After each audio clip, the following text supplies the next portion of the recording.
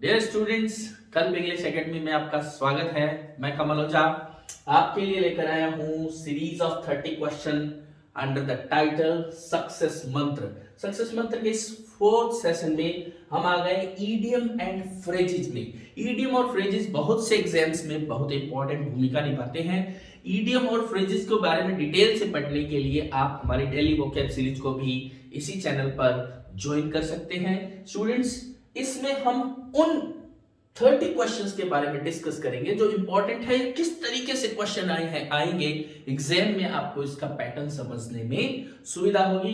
तो स्टूडेंट बढ़ते हैं आगे विदाउट एनी डिले, अपने मिशन पर लग जाते हैं और वो है सक्सेस मंत्र सीरीज ऑफ 30 क्वेश्चन, आंसर और एक्सप्लेनेशन। इडियम्स के बारे में आज हम लेके आए हैं। That is the first question before you, और ये पहला क्वेश्चन है स्टूडेंट। इस रूप में आपके सामने क्वेश्चंस आ सकते हैं कि पूरा सेंटेंस आ सकता है जिसमें आपको उसके अंदर आए इडियम को के बारे में मीनिंग बताना होगा कि उसका मीनिंग क्या है। तो देखिए स्टूडेंट, पहला वर्ड है those who work by fits and start seldom show good results. तो आप यहां देख रहे हैं बाय फिट्स एंड स्टार्ट्स।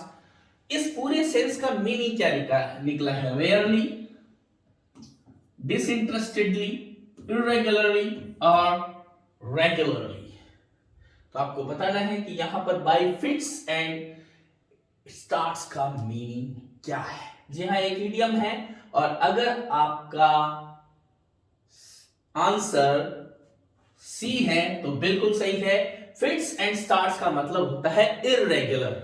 जी हाँ स्टूडेंट, फिट का मतलब ही क्या होता है? यहां पर इसमें आप देखिए फिट का मतलब दौरा होता है। यानी कई लोग होते हैं जिनको काम के दौरे पड़ते हैं, यानी बीच बीच में वो अचानक उनको ये करेंगे और फिर जुड़ जाते हैं, फिर ढीले पड़ जाते हैं थोड़े दिन, फिर कुछ दिन बाद अचानक वो दौरा पड़ता है, फिर काम का वो दौरा पड़ते हैं, वो फिर लग जाते हैं, यानी इरेगुलरली काम करते हैं। लेकिन सफलता क्या चाहती है? Slow and steady wins the race. आपको लगातार धीरे धीरे ही सही राह पर चलते रहिए। तो बाय फिट्स एंड स्टार्ट का मतलब हो गया इरेगुलरली। आगे बढ़ते हैं स्टूडेंट अपने नेक्स्ट क्वेश्चन की तरफ, and that is second question. The effort to trace the culprit was a wild goose chase. The effort to trace the culprit was a wild goose chase. Number one, A option fruitful hunting, futile search, B option, C option ideal seeking, D है genuine effort. तो आपको बताना है अ wild goose chess जो यहाँ पर meaning आया, idiom आया है, उसका मीनिंग यहाँ चारों ऑप्शन में से कौन सा है? तो स्टूडेंट आंसर है बी, फ्यूटाइल सर्च। देखिए स्टूडेंट, वाइल्ड गूस एक्चुअल में एक जानवर होता है और जिसको पकड़ना बड़ा मुश्किल होता है। वो बतख की तरह या मुर्गी की तरह होता है जो बहुत तेज दौड़ता है और इधर उधर चकमा दे देता है। तो वाइल्ड गूस चेस यानी पीछा करना, तो उसका पीछा करना नामुमकिन, मुमकिन तो है, बेकार चला जाता है बहुत बार क्योंकि वो हाथ नहीं आता है। इसलिए फ्यूटाइल सर्च यानी व्यर्थ का प्रयास, जिसमें प्रयास ज्यादा हो और जिसमें हासिल बहुत कम हो, ऐसी स्थिति को फ्यूटाइल, ऐसी स्थिति को कहते हैं वाइल्ड गूस चेस। आगे बढ़ते हैं स्टूडेंट नेक्स्ट क्वेश्चन की तरफ, और नेक्स्ट क्वेश्चन है एक phrase, his statement is out and out a lie. तो आपको बताना है कि यहां आउट एंड आउट का मतलब क्या है? Totally, simply, merely, slightly. Answer क्या होना चाहिए आउट एंड आउट का? आपको बताना है कि इसका सही आंसर क्या होगा। यस स्टूडेंट्स, अगर आपका आंसर ए है तो आपका आंसर बिल्कुल सही है। That is totally, out and out एक तरीके से एडवर्ब के एंड लगा के जो जब फ्रेजेस बनते हैं इस तरीके से, उनमें से एक है। और आउट एंड आउट का मतलब टोटली, या इसी का सिनोनिम भी हो सकता है कंप्लीटली।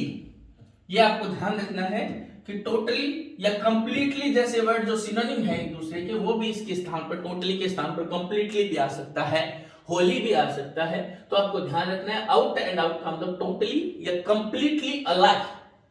तो यहां पर आंसर हो जाएगा ए ऑप्शन, हमारा बिल्कुल सही आंसर है।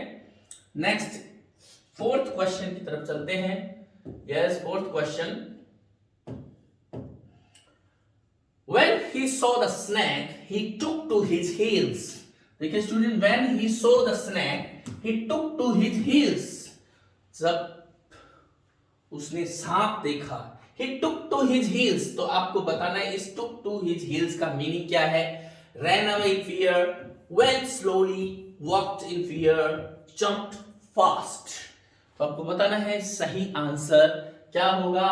देखिए स्टूडेंट, चूंकि क्वेश्चन में ये सेकंड ऑप्शन में है, सेकंड फॉर्म में है, इसलिए ऑप्शन भी सारे सेकंड फॉर्म में है। तो जैसे फर्स्ट फॉर्म होगी तो यहां पर ऑप्शन भी फर्स्ट फॉर्म में आएंगे। तो टेक टू वंस हील्स एक तरीके से इडियम है जिसका मतलब होता है 9-2-11 हो जाना, यानी बहुत तेजी से उस जगह से भाग जाना। ran away in fear, take to one's heels, यानी सीधा दौड़ते हुए की एडीआई दिखती है। Run away, ran away in fear, took to one's heels, ran away in fear। तो इसका ऑप्शन ए है वो सही आंसर है। आगे बढ़ते हैं स्टूडेंट। यस, फिफ्थ क्वेश्चन आपके सामने है। The Rober murdered the woman in cold blood for the sake of the jewels. तो अब देखिए, मर्डर ए ऑप्शन है कि यहां पर इन कोल्ड ब्लड का मतलब क्या हुआ। Murder done without feeling, a murder done in revenge, a murder done in great anger, or a murder done in enmity। तो स्टूडेंट यहां पर आपको बताना है कि इन कोल्ड ब्लड का मतलब क्या होगा या कोल्ड ब्लड मर्डर का मतलब क्या होता है। तो स्टूडेंट्स इसका ऑप्शन है, जो सही ऑप्शन है वो है a murder done without feeling. देखिए स्टूडेंट, कोल्डनेस जो सिंबल है, कोल्ड हम कह सकते हैं, कोल्ड जो वर्ड है यहां पर, जो कोल्ड से जितने भी इडियम बनते हैं वो ठंडे के लिए, या ठंडे का मतलब यहां पर है इमोशनलेस के लिए, इमोशनलेस, ये ध्यान रखना है। क्योंकि इडियम्स में ज्यादा बहुत एक्सप्लेन करने के लिए कुछ नहीं होता, पर्टिकुलर एक इडियम होता है, उससे वो वही अपना एक आंसर लेके आता है, उससे ज्यादा उससे दूसरे इडियम को ऐसे निकाला नहीं जा सकता। लेकिन एक पर्टिकुलर वर्ड बनाया जा सकता है। कोल्ड का मतलब ठंडा होता है, इमोशनलेस। तब आप देखिए, जैसे give a cold shoulder, give a cold reply, यानी जिसमें इमोशंस ना हो, उत्साह ना हो। और ऐसे ही इन कोल्ड ब्लड का मतलब ब्लड जो उफान मारता है, इमोशंस होती है, जो हार्ट है वो उफान, अपने कह सकते हैं कि दिल उबलने लगा, सॉरी ब्लड उबलने लगा, या ब्लड में जोश आ गया। लेकिन यहां पर कोल्ड ब्लड का मतलब है जिसमें इमोशंस ना हो, जो इमोशनलेस हो, जो क्रूअल्टी हो जिसके अंदर, जिसमें भावना बिल्कुल शून्य होकर मार दिया जाए। तो a murder done without feeling, cold का आपको ध्यान रखना है, ये कीवर्ड है जिसे कई इडियम है वो बन सकते हैं। Give a cold shoulder, give a cold reply, और in cold blood, murder in cold blood. तो ये आपको ध्यान रखना है। इडियम्स के मामले में ज्यादा कुछ उससे रिलेटेड, क्योंकि सीधा वर्ड होता है, सीधा इडियम होता है, उसका एक मीनिंग निकलता है, तो बहुत कुछ एक्सप्लेन करने के लिए नहीं होता। लेकिन फिर भी जितना पॉसिबल है मैं आपको बता रहा हूं। आगे बढ़ते हैं स्टूडेंट, और नेक्स्ट क्वेश्चन की तरफ। आप जब ये सीरीज पूरी कर ले तो अपने जो मार्क्स हैं वो जरूर बताएं, और साथ ही साथ इस सीरीज से आपको क्या फायदा हो रहा है, या क्या आपकी तैयारी को पैनापन मिल रहा है, आपकी जो टेस्ट है उसमें मार्क्स क्या बन रहे हैं, वो जरूर देखें। आप सब जगह से, अब चूंकि लास्ट टाइम है, जहां से आपको अच्छी चीज मिल सके उसको गेन कर लीजिए फ्रेंड्स, क्योंकि आपके करियर का सवाल है। ये नहीं होता है कि भाई हम तो इसी से स्टिक रहेंगे, नहीं, जहां पे आपको अच्छी चीज मिले उसको गेन कर लेनी चाहिए। एक जगह से स्टिक रहने से हो सकता है वो पर्सन जो अच्छी चीज बता रहा हो यहां नहीं मिल रही हो, यहां जो अच्छी चीज मिल रही है वो दूसरी जगह नहीं मिल रही हो। लेकिन ये बात तय है कि अपने चैप्टर को पहले अच्छी तरह पढ़कर फिर उससे रिलेटेड क्वेश्चंस निकालने चाहिए, क्योंकि अदरवाइज क्या होता है, जब हम क्वेश्चन निकालते हैं और हमारे आंसर्स गलत आते हैं तो हमें उससे बड़ा दुख होता है कि क्या हुआ, मेरी पढ़ाई नहीं हुई, मैं गलत क्यों रहा, तो वो डिसअपॉइंटेडनेस फील होती है। इससे डिसअपॉइंटमेंट फील ना हो इसके लिए पहले आप क्या कीजिए, अच्छे से तैयारी कर लीजिए, फिर उस चैप्टर से रिलेटेड क्वेश्चंस निकालिए। तो स्टूडेंट, सिक्स्थ क्वेश्चन आपके सामने है। माई नेबर हैड टू पे through his nose for a brand new car. पे थ्रू वंस नोज या हिज नोज, हर नोज, जिसका भी नोज है। तो अब आप देखिए ऑप्शन है पे ह्यूज लोन्स, सेकंड पे अ रीजनेबल प्राइस, पे एन एक्सट्रीमली हाई प्राइस और मेक अ क्विक बक। तो आपको बताना है स्टूडेंट इसमें से सही आंसर कौन सा होगा। यस स्टूडेंट, पे थ्रू वंस नोज, इसका मतलब होता है पे एन एक्सट्रीमली हाई प्राइस, बहुत ज्यादा प्राइस देना, यानी जेब से नहीं नाक से पैसे निकले, इतने तकलीफ में वो पैसे निकले, इतनी ज्यादा उसकी प्राइस हो कि हमें वो बहुत बुरा लग रहा हो, तो पे एन एक्सट्रीमली हाई प्राइस के लिए आता है पे थ्रू वंस नोच। तो स्टूडेंट आगे बढ़ते हैं नेक्स्ट क्वेश्चन की तरफ, और नेक्स्ट क्वेश्चन जो है वो है 7th क्वेश्चन, वो आपके सामने है। I knew he had an axe to grind and turned down his offer of help।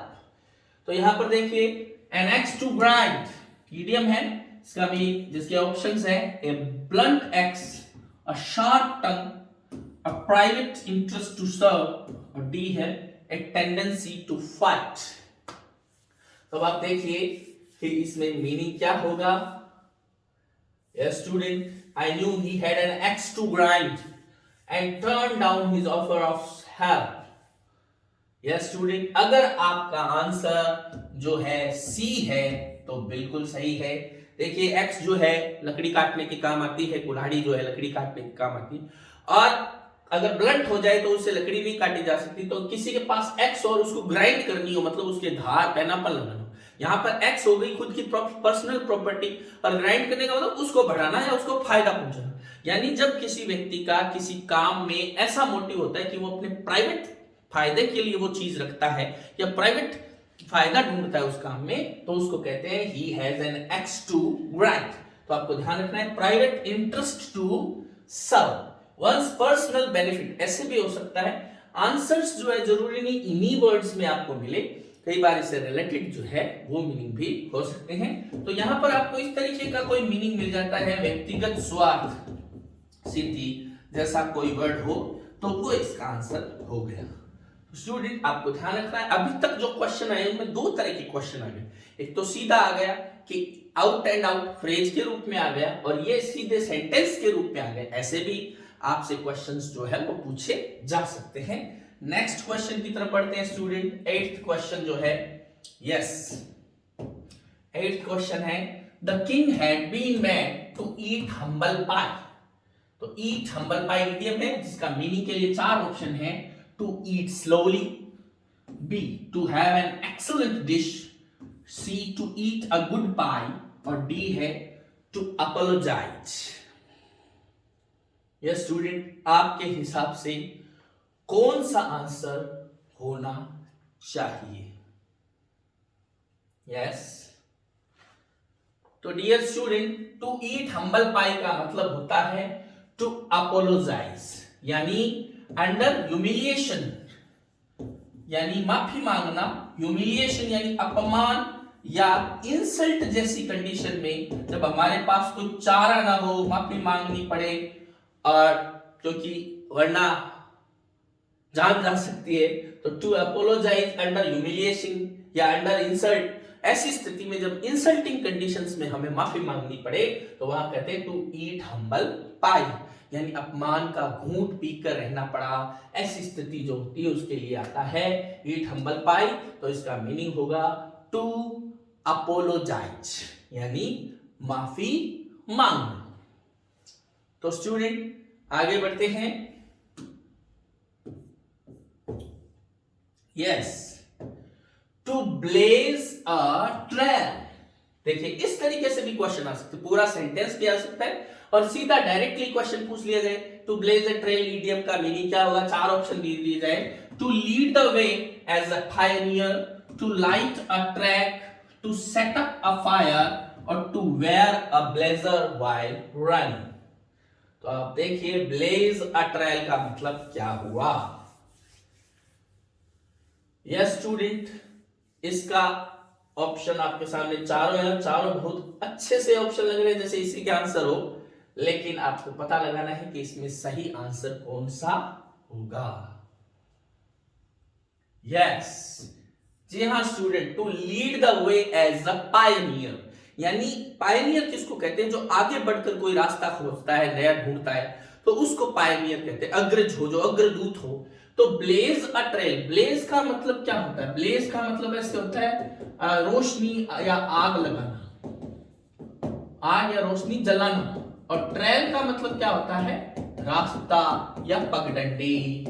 अब आप सोचिए कि कोई व्यक्ति जो पहली बार किसी रास्ते पे गया है, यानी उसने क्या किया, बीच बीच में ऐसे कोई मार्क्स छोड़ दिए जो जल रहे हैं, जैसे मसाले लगा दी कि ये रास्ता है। जैसे सड़क पे लाइट होती है तो हम उस तरफ चलते रहते हैं, अगर अंधेरा हो सब तरफ तो हमें कैसे पता चले। तो ब्लेज द ट्रेल का मतलब ये होता है कि जो रास्ता है उसको पर रोशनी कर देना, जिससे जो फॉलोवर्स है उसके, उनको इजीली पता रहे कि ये रास्ता है। और इस तरीके से तभी कोई पायनियर बनता है जब वो अपने पीछे वालों के लिए रास्ता छोड़ जाता है और उसको पता होता है कि उसके पीछे जो लोग आएंगे उनको रास्ता ढूंढने में दिक्कत ना हो, तो ऐसे लोगों के लिए पायनियर वर्ड आता है। तो ब्लेज अ ट्रेल का मतलब रास्ते, या जो अभी तक ट्रेल टाइप का रास्ता था उसपे पथ चिन्ह या इस तरीके से कोई चीज छोड़ देना जिससे बाकी लोग उसको देखते हुए आगे बढ़े।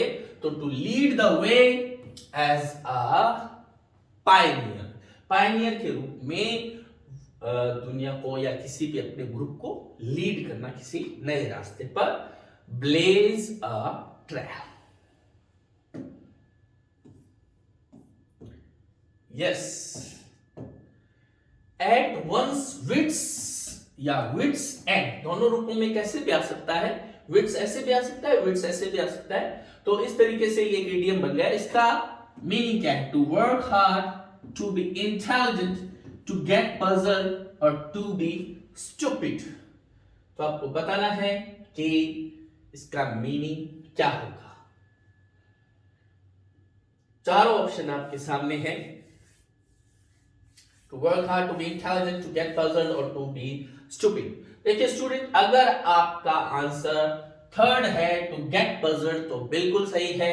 उलझन में आ जाना, उलझन में आ जाना, ऐसी स्थिति जिसमें आपको समझ में ना आए क्या करें। देखिए इस मीनिंग को देखिए, वन यानी कोई भी व्यक्ति होता है, कोई भी व्यक्ति होता है उसको वन कहते हैं। और विट यानी सोचने समझने की जो पावर होती है, थिंकिंग जो होती है, उसको थिंकिंग पावर जो होती है उसको कहते हैं। और एंड यानी उसका किनारा, खत्म हो जाना, यानी सोचने समझने की, किसी व्यक्ति की सोचने समझने की पावर एक बार के लिए अचानक कोई घटना हो गई, I was my wits end, what to do, मुझे नहीं समझ में आ रहा था मैं क्या करूं, समझ में ना आना, उलझन में आ जाना, टू गेट पजल्ड यानी पजल्ड हो जाना, ऐसी स्थिति को कहते हैं to wits, one's wits end. Wits जो है दोनों में से किसी तरीके से भी लिखा जा सकता है, ये आपको ध्यान रखना है स्टूडेंट। तो one's wits end means to get puzzled, और वन का मतलब व्यक्ति, विट यानी थिंकिंग पावर होती है, और एंड यानी उसकी समाप्ति, यानी सोच समझ में ना आना कि क्या करें क्या ना करें, ये कैसे मुश्किल हाय वाली जो सिचुएशन है उसको कहते हैं to get one's wits end. Next student,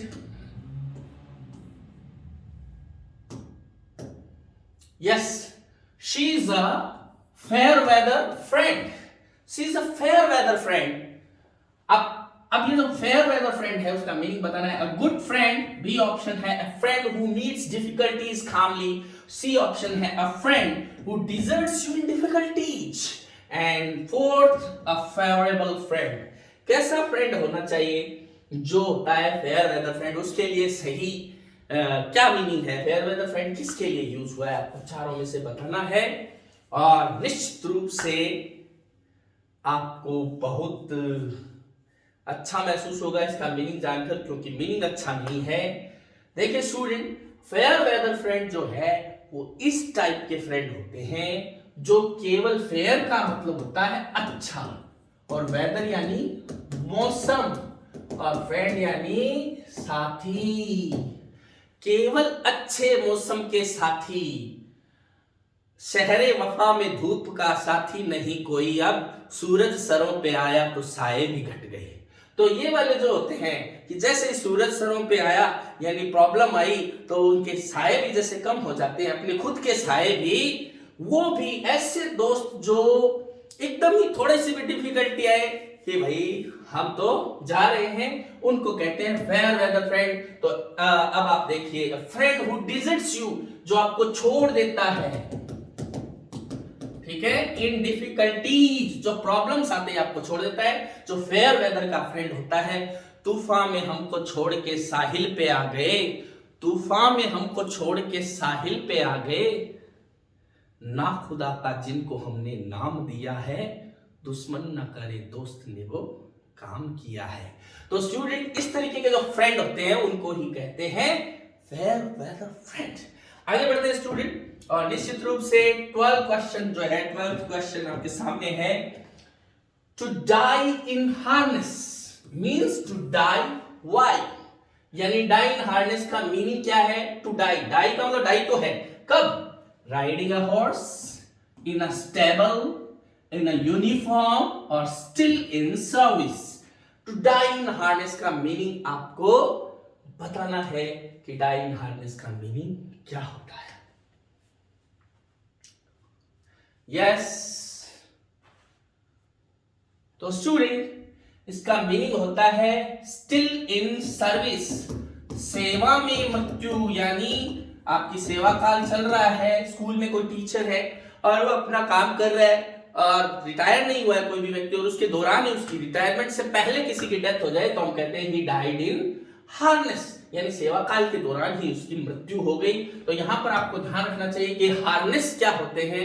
harness किसी घोड़े को जब घुड़सवार जो राइडर होता है वो ले जाता है, और तो उसके जो लगाम और सब ये काठी वगैरह लगाई होती है उसको कहते हैं harness.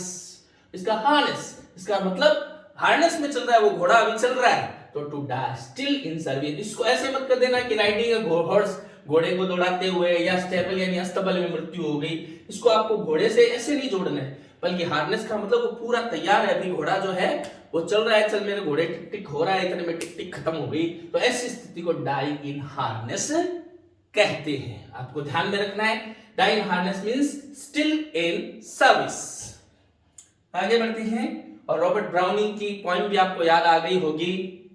To die in harness में, हार्नेस वर्ड से ही gives his harness a sack, वो घोड़ा जो है वो घुड़सवार को चेताता है कि ये रुकने की जगह नहीं है, because I have promises to keep and miles to go before I sleep and miles to go before I sleep, क्योंकि अभी सोने का टाइम नहीं है, अभी मुझे लंबा जाना है, अभी miles to go I sleep, अभी मुझे बहुत दूर जाना है।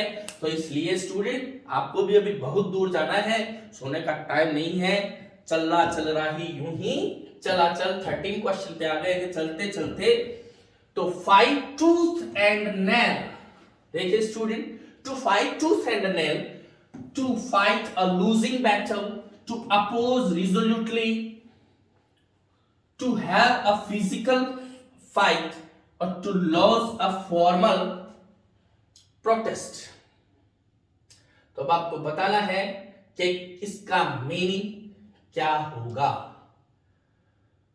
यस स्टूडेंट, अगर आपका आंसर बी है तो बिल्कुल सही है, रिजोल्यूटली, यानी अपना पूरा दम लगा देना, पूरे दृढ़ निश्चय के साथ पूरा दम लगाकर लड़ना। मैंने आपको बताया कि इसकी जगह दूसरे वर्ड्स भी आ सकते हैं, to use every effort in order to defeat somebody, और अपना पूरा दम लगा देना, पूरा दमखम लगाकर टूथ एंड नेल तक आ जाए, मतलब हथियार ना मिले तो टूथ और नेल भी काम में ले ले। और ये पता है आपको, बहुत बचपन में आपने कई बार इन हथियारों का यूज भी किया होगा। To fight tooth and nail का मतलब उस लेवल तक आ जाना कि टूथ एंड नेल का भी सहारा लेना पड़े, तो इतना रिजोल्यूटली, इतना पूरा दम लगा के दृढ़ निश्चय के साथ किसी को अपोज करना, किसी का मुकाबला करना, उस स्थिति को कहते हैं fight tooth and nail.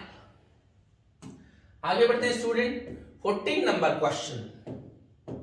Yes, our principal is not a man to mince matters.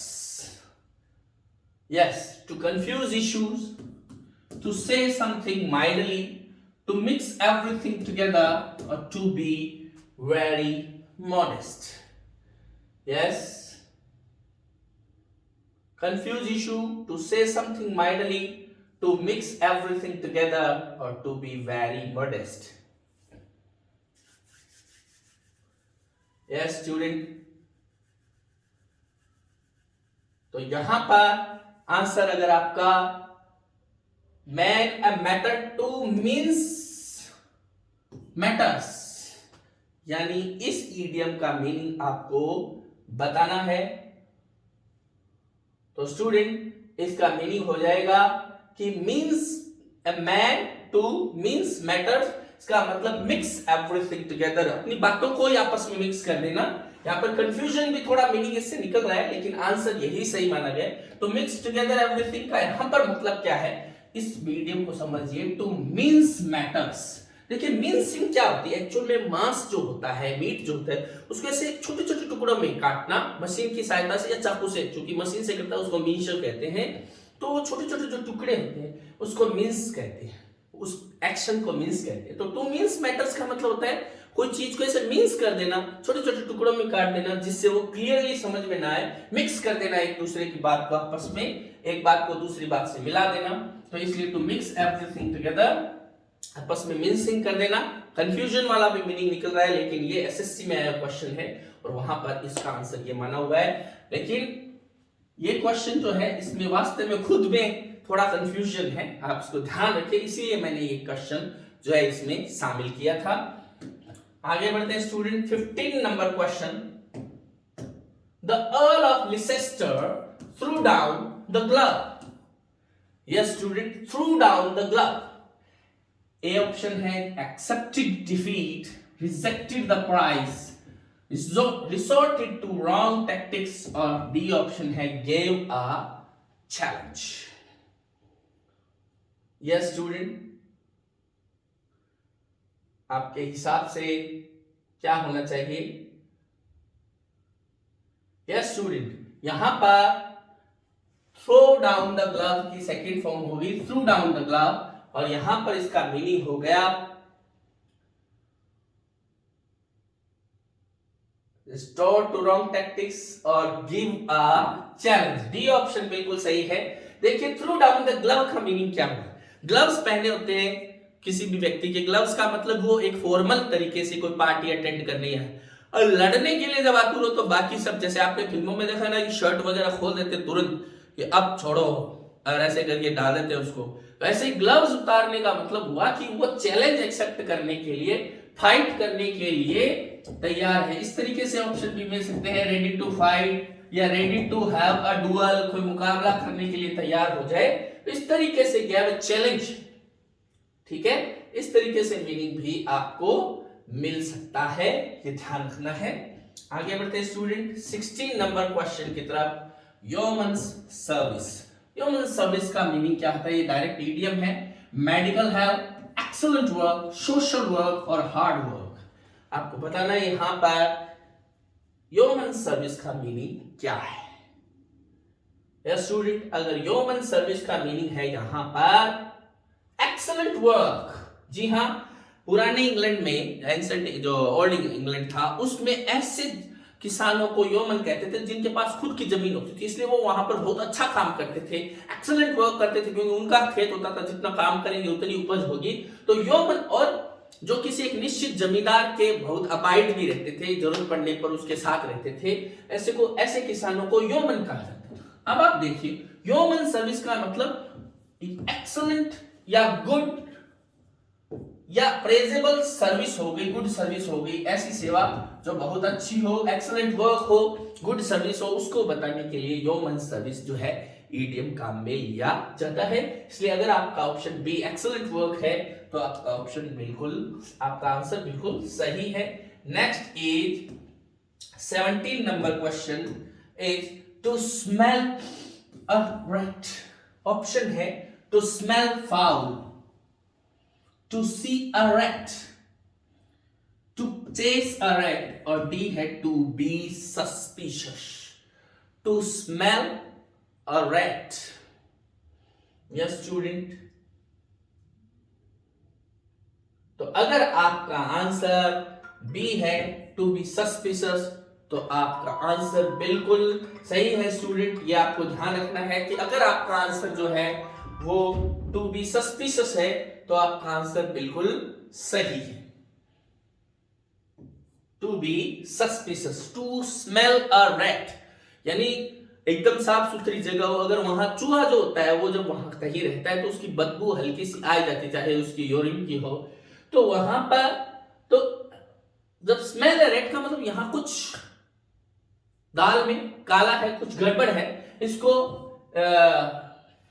In feel something STH fishy, feel something fishy भी इसका मीनिंग है, ये सेकंड ग्रेड में आया हुआ है, मतलब हुआ दाल में काला कुछ गड़बड़ होने का अंदेशा, ऐसी सस्पिशियस, ऐसा डाउट महसूस करना कि कोई गड़बड़ है, तो ऐसे डाउट फील करने को क्या कहते हैं, टू स्मेल अ रेड और feels that there is something fishy, दाल में कुछ काला है। तो ऐसी स्थिति में आपको इसका मीनिंग ये करना है जो दूसरे वर्ड्स में भी आ सकता है। Next is a bolt from the blue. A bolt from the blue का मीनिंग क्या होगा? Number option A a delayed event, option B an inexplicable event, option C है एन अनएक्सपेक्टेड इवेंट और डी है एन अनप्लेजेंट इवेंट। आपको बताना है कि इसका मीनिंग क्या होगा, a bolt from the blue. Yes, अगर आपका आंसर एन अनएक्सपेक्टेड इवेंट है तो बिल्कुल सही है। अचानक कोई खबर मिलना, मोस्टली ये खबर नेगेटिव हो सकती है, लेकिन अच्छी खबर के लिए भी या अच्छी घटना के लिए भी अ बोल्ट फ्रॉम द ब्लू आता है। देखिए स्टूडेंट, बोल्ट का मतलब क्या होता है? बिजली, और ब्लू का मतलब स्काई होता है, आकाश। तो आकाश से जैसे बिजली अचानक कौंधती है, ऐसे अचानक जो आपने सोचा भी नहीं हो ऐसी न्यूज आपको मिल जाए, जो आपने पूर्वानुमान नहीं लगाया हो, ऐसी घटना कोई हो जाए तो उसको एन अनएक्सपेक्टेड इवेंट कहते हैं, और ऐसी स्थिति को अ बोल्ट फ्रॉम द ब्लू कहते हैं। The news was a bolt from the blue for the boy, यानी ऐसी जो अचानक घटे, बोल्ट फ्रॉम द ब्लू। लेकिन इसको ऐसे नहीं मानना है कि ये हर बार नेगेटिव चीज के लिए आए, ये पॉजिटिव सेंस में भी प्रयुक्त हो सकती है। आकाश से जैसे बिजली अचानक गिरती है, अचानक दिखती है, अगर आप मान लीजिए दूर कहीं गिरी है तो भी अपने को दिख रही है, तो ऐसी स्थिति को अनएक्सपेक्टेड इवेंट कहते हैं, जो हमने एक्सपेक्ट नहीं की हो। नेक्स्ट 19 नंबर क्वेश्चन है जो आपको बताना है, to strain every nerve. Yes student, A option है to make utmost efforts, B है to feel weak and tired, option C है to be a diligent worker और D है to be methodical in work। यानी to be methodical in work, कौन सा option जो है वो सही होगा? Make utmost efforts, to feel weak and tired, to be a diligent worker, to be methodical in work। देखिए strain every nerve, तो स्टूडेंट इसका मीनिंग अगर आपने ए ऑप्शन किया है तो बिल्कुल सही है, टू मेक utmost effort। देखिए स्ट्रेन का मतलब होता है दबाना, और नर्व का मतलब होता है जो अपनी जो वैद्य जो है नाड़ी देखते हैं, तो वो जो नर्व होती है वो नाड़ी है, नाड़ी वैद्य होते हैं ना, तो हर नब्ज को, आपको पता है जब शरीर में कोई प्रॉब्लम आ जाती है तो एक्यूपेंचर से एक एक नर्व को क्या किया जाता है, टटोला जाता है, तो हर नर्व दबाना, इसका मतलब है कि हर नस नस, नाड़ी या नस की स्थिति, जो नसें होती है जो तंत्रिका तंत्र की, उनको दबाना जिससे कि पता चले गड़बड़ कहां पर है। तो स्ट्रेन एवरी नर्व का मतलब हो गया टू मेक अटमोस्ट एफर्ट्स, कोई कसर ना छोड़ना, कोई कसर ना छोड़ना, यानी हर नस दबाना। कितनी नसें होती है? हजारों नसें होती है, उनको सबको दबाना मतलब सारे प्रयत्न करना किसी काम को करने के लिए। तो the police strain every nerve for searching या for finding the real culprit. तो हम कह सकते हैं पुलिस ने पूरा प्रयत्न किया उस अपराधी को ढूंढने के लिए।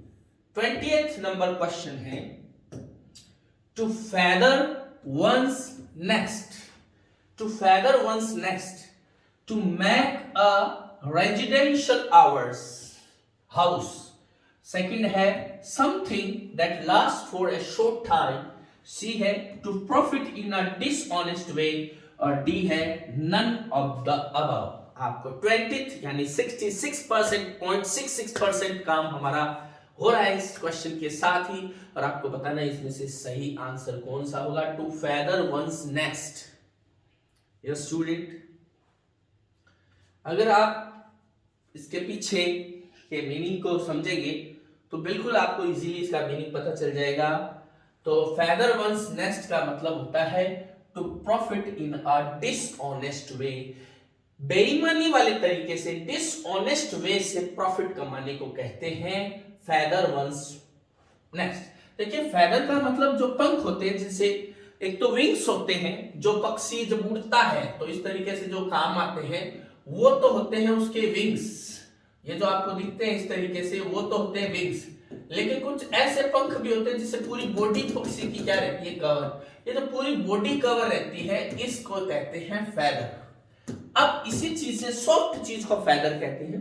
तो फेदर वंस नेस्ट यानी अपने घोंसले में, केवल अपने घोंसले में जहां हम रहते हैं वहां सॉफ्ट सॉफ्ट फेदर कर लेना, उसको फेदर लगा देना। तो अब आप देखिए कि यानी केवल अपने घोंसले में, और केवल अपने घोंसले में जब बात आ जाती तो बेईमानी निश्चित रूप से होती है। तो प्रॉफिट इन ए डिसऑनेस्ट वे का मतलब हो गया गलत तरीके से पैसे कमाना या गलत तरीके से कोई लाभ कमाने को फेदर वंस नेस्ट कहते हैं। यानी अपने ही घोंसले को बढ़िया बनाना, केवल अपने ही घर को सजाने की या सॉफ्ट या कंफर्टेबल बनाने की कोशिश करना, चाहे इसके लिए दूसरों के घर भी उजाड़ने पड़े। तो ऐसी स्थिति को टू फेदर वंस नेस्ट कहते हैं। ओके स्टूडेंट, आगे बढ़ते हैं।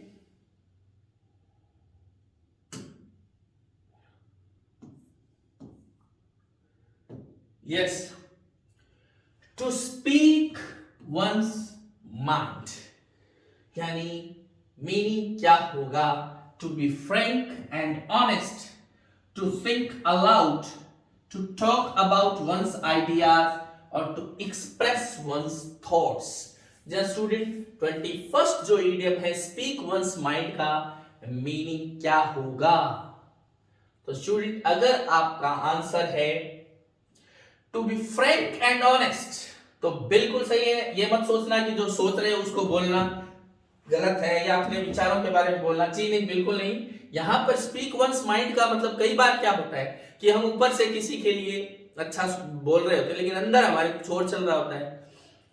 तो यहां पर स्पीक वंस माइंड का मतलब जो हमारे माइंड में चल रहा है एक्चुअल में उसी को बोल देना, यानी ऑनेस्ट और फ्रैंक होके जो चीज मन में आई, जो चीज उसको बोलना। इसका मतलब स्पीक वंस माइंड का मतलब होता है सीधी बात, नो बकवास, सीधा और हम कह सकते हैं ईमानदार बोलना, ईमानदार कहना, साफ सुथरा जो भी अपने मन में है जो भी है उसको बिना किसी निष्कपटता के कहना, उसको to be frank and honest. चाहे किसी को बुरा लगे लेकिन फ्रैंक और ऑनेस्ट होकर बात करना, उसका है टू स्पीक वंस माइंड। तो ये आपको ध्यान रखना है, स्पीक वंस माइंड का मतलब फ्रैंक एंड ऑनेस्ट यानी अपने माइंड में जो आया उसको स्पीक कर देना, उसको बोल देना। Yes, student. 22. Wear and tear.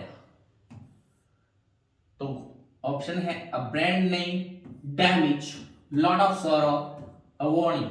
आपको बताना है इसमें से सही आंसर कौन सा होगा। wear and tear का brand name, damage, lot of sorrow, a warning।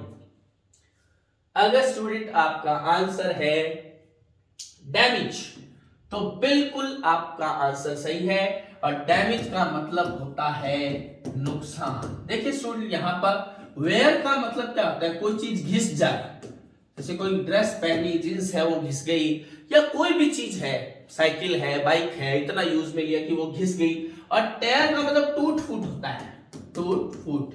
अब आप देखिए घिस जाना और टूट फूट हो जाना यानी कोई चीज में नुकसान हो जाना, डैमेज हो जाना, उसको वेयर एंड टेयर कहते हैं। यानी कोई चीज का नुकसान, घिसावट या उसकी टूट फूट, वेयर एंड टेयर। आगे बढ़ते हैं student.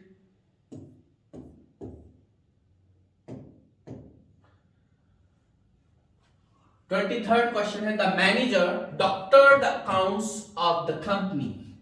The manager doctor the accounts of the company, इसका मीनिंग क्या होगा? To make changes in account book, to clear the doctor's bill, to verify the accounts in detail, or to manipulate the accounts. चार option है आपके सामने. Doctor the accounts का meaning क्या होगा ये आपको बताना है. Doctor the accounts.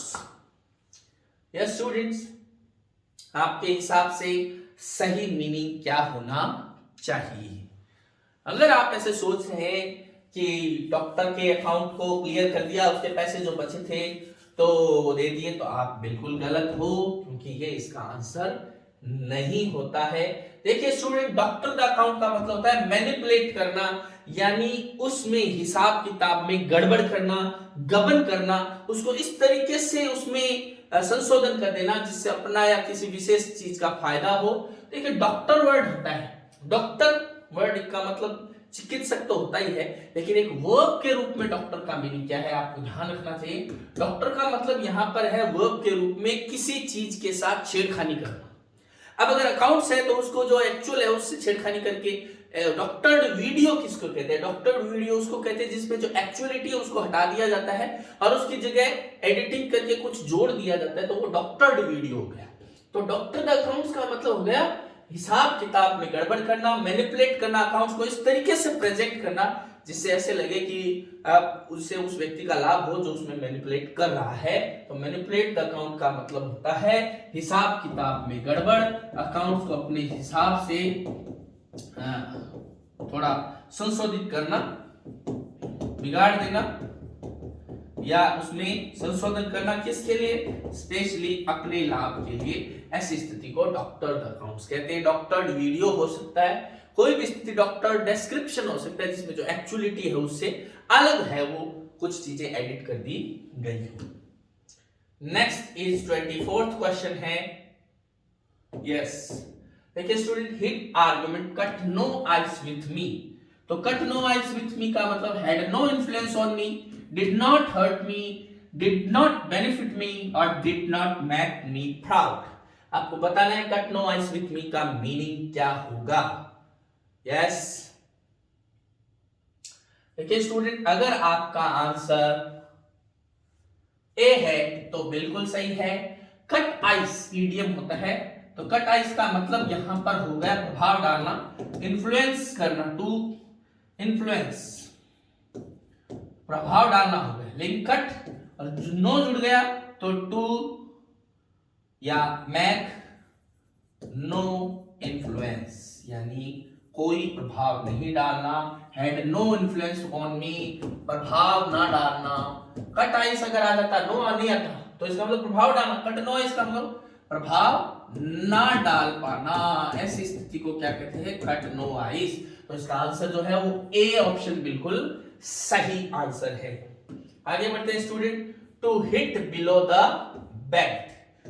To hit below the belt, इस इडियम का मीनिंग क्या है? To punish, to tie with a belt, to hit with a belt, और डी ऑप्शन है to attack unfairly. Hit below the belt.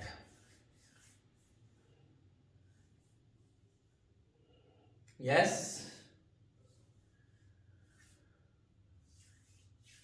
तो student, अगर आपका answer है टू अटैक अनफेयरली तो बिल्कुल सही है. गलत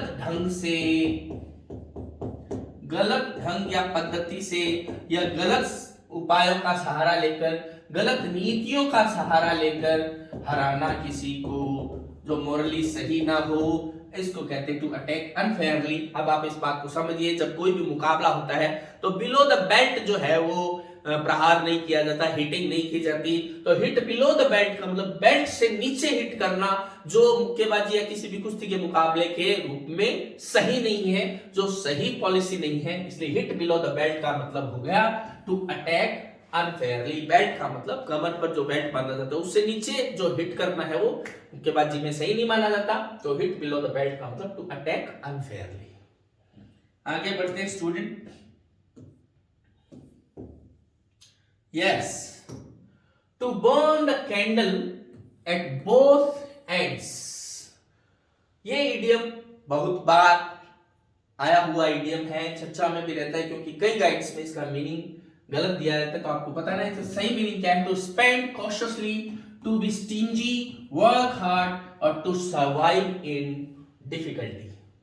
तो स्टूडेंट आपको बताना है कि इसका सही मीनिंग क्या होगा।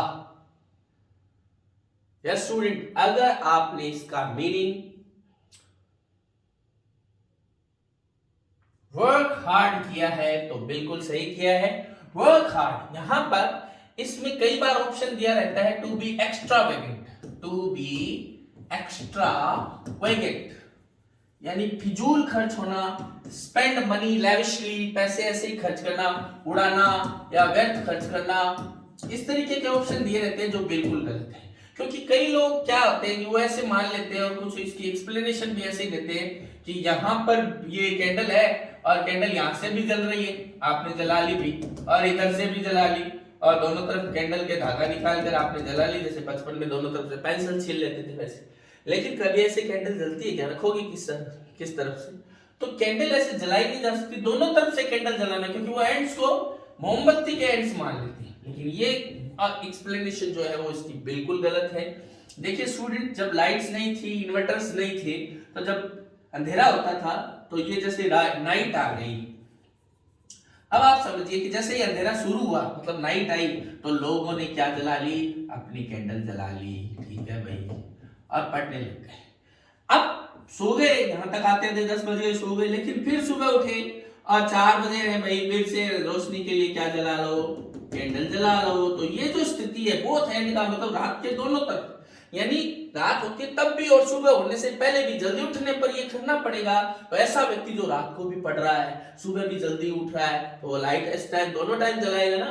तो वहां पर कैंडल थे उस टाइम, तो इडियम जब बना to burn the candle at both ends का मतलब वर्क हार्ड, इसका मतलब बहुत ज्यादा हार्ड वर्क करना। इसके लिए एक दूसरा इडियम भी आता है to burn the midnight oil, यानी आधी रात को तेल जलाना। अब तेल जलाने का मतलब दिए से, यहाँ पर उस टाइम दिए से रोशनी होती थी, इसलिए भी या मसाल से इस तरीके से रोशनी होती। तो आपको ये ध्यान रखना है वर्क हार्ड है, इसके और ऑप्शन भी आपको मिल सकते हैं, जरूरी नहीं वर्क हार्ड ही मिले, लेकिन उससे मिलता जुलता होगा। स्पेशली आपको ध्यान रखना है एक्स्ट्रा वेगेंट क्या इस तरीके का इडियम इसका मीनिंग नहीं होगा। आगे बढ़ते हैं student. To go scot free, और आपको इसका मीनिंग बताना है। 27th क्वेश्चन है to go scot free. Number 1, to walk like a native of Scotland, to eat get something free.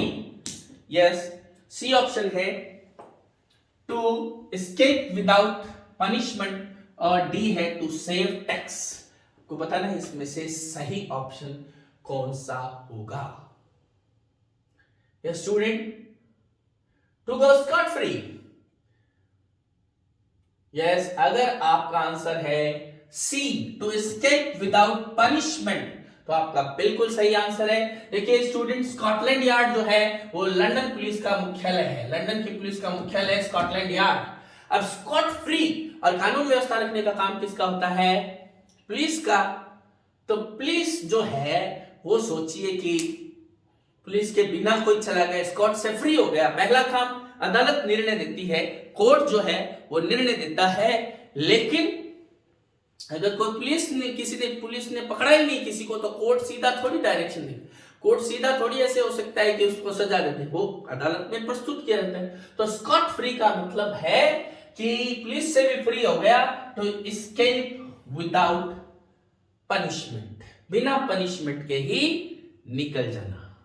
जब और आजकल तो बहुत से लोग हैं जो बिना पनिशमेंट के भी निकल जाते हैं, लेकिन ऊपर वाले के घर तो पनिशमेंट मिलती ही है उसे। आपने ऐसे बहुत सारे केसेस देखे होंगे। तो कई बार आदमी पे नहीं, ईश्वर पे भरोसा कीजिए।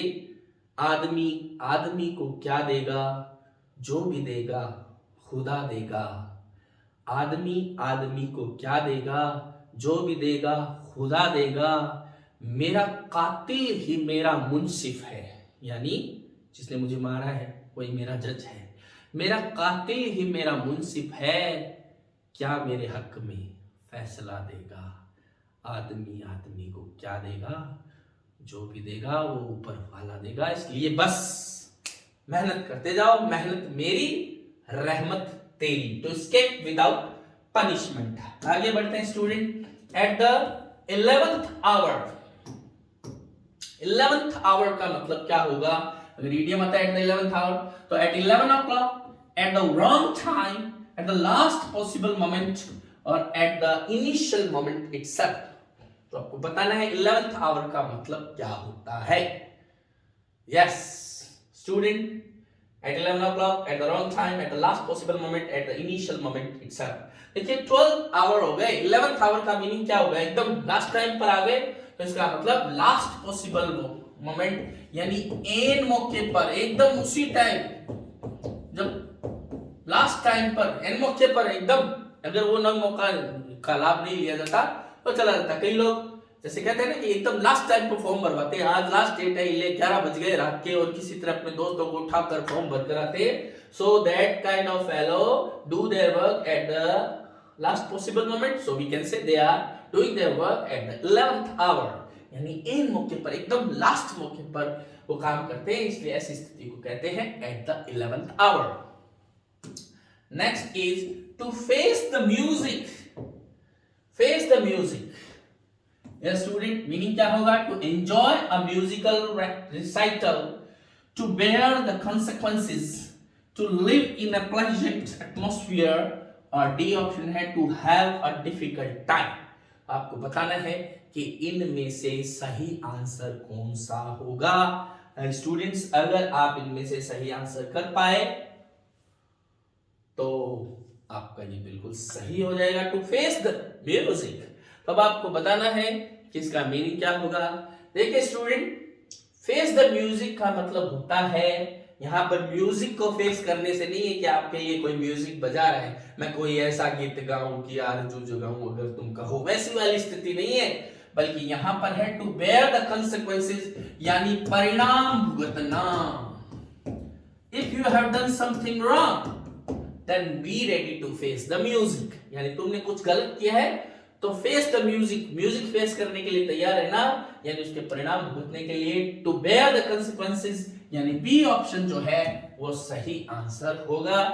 Last but not the least is